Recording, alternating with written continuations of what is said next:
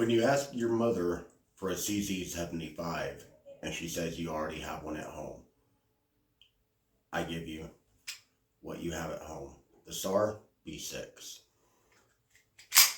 And for what it is, it's not bad. As you can see, this one is clear and empty. So, we're going to take this weapon apart and we're going to delve into it a little bit more. And we'll be back with that. Okay, and we're back. So now that we have the firearm fully disassembled, we're going to identify our 6 parts and go over the rest of the part for it. First part that we're going to identify is the extractor. So, for me, the malfunction that I see happening most would be a failure to extract with this. That could be due to either a bad spring or bad geometry on the hook that engages the lip of the cartridge. This would not be a serious or dangerous malfunction. This would just be a simple replacement part. The next part we're going to talk about is the sear. Now, this is absolutely a part that, when it malfunctions, can be dangerous. And that would be due to your engagement angles being off. You can see how those are polished right there. And if those have the wrong angles, then they're also going to have faulty engagement on your hammer. So, we're talking about the sear and we brought in the hammer. These two interact together. If either of these have a malfunction, it absolutely can be dangerous. That one could lead to accidental discharges or drop fires or things of that nature. The next part that we're going to look at will be the hammer strut. Little tiny bar, unassuming piece of metal. Pardon me. But if this gets bent, it can essentially lock up the whole gun and prevent you from actually cycling the hammer. That is a non-dangerous issue, but it can definitely be an annoying one when you're going through a match day.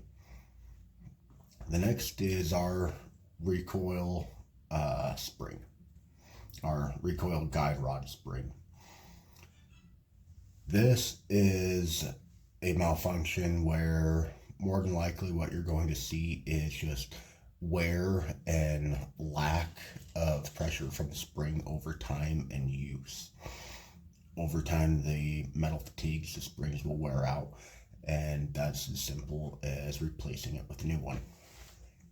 The last part we're going to talk about is the ejector here. So the ejector would give us mainly issues with if we're having bad ejection angles because it's bent or the angle on the front is off. That could cause things such as stovepiping in the weapon. Not a dangerous issue, but definitely annoying. The other thing that we could see is as it rides through the slide, it can contact areas if it's bent or at spec. And that extra wear and tear can wear down and beat up your slide. So, with that, we have all 6 of our parts identified. The last one, I can't remember, but it would be a non-dangerous. Can't remember if I stated that before. So, now that we've got all 6 parts pulled out, we're going to take the time, reassemble the weapon, and come back for a functions check and COO check. Okay, and we're back. So now that we have the firearm reassembled, I will say this: whoever designed the sear spring, I hope that you perpetually stub your toe. That thing was a pain in the butt to get put back together. Sorry about the shop cat. So, using snap caps, we're going to go through. So right there is our first step, the loading. As you can see, when the slide drops, that is our chambering. So now that the slide is locked, the round is chambered, firearm comes off safe. Now is your fire. Now once the round passes out of the barrel and pressures are released, the slide and barrel are going to unlock. The slide goes back. The round is extracted out of the chamber, ejected out of the gun, and then a new round is picked up.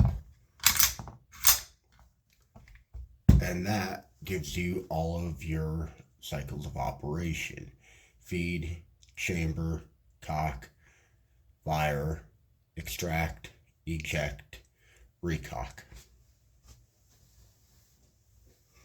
So with that, I'm going to say that once again, this is CZ75 we have at home. Is it a pistol? Yes. Is it a good pistol? I don't know. We'll find out. So far though, I mean, it seems okay for its quality, and you know, it's a Turkish gun. A couple small things like that, you know, for the price of these guns, it's not all that concerning to me. So I am going to cut the video here, and thank you for joining us. We will see you next time.